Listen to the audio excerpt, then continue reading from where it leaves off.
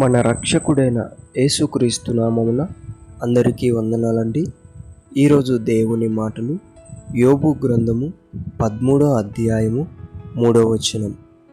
నేను సర్వశక్తుడగు దేవునితో మాటలాడగోరుచున్నాను, దేవునితోనే వాదింపగోరుచున్నాను. ప్రియ దేవుని బిడ్డ, సత్యముని వెంబడిస్తున్నావా? పరిశుద్ధంగా జీవిస్తున్నావా? దేవునితో నిత్యము నీవు పరిగెడుతున్నావా?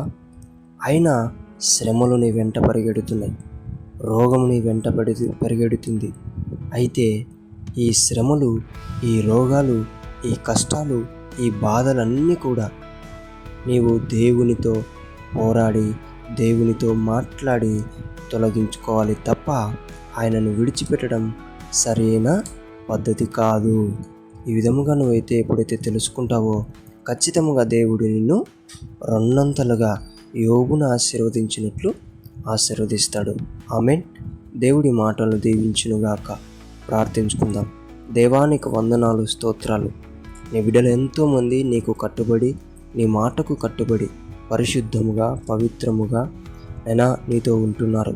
వారందరూ కూడా శ్రమలలో, బాధలలో, కష్టాలలో మునిగిపోతున్నారు.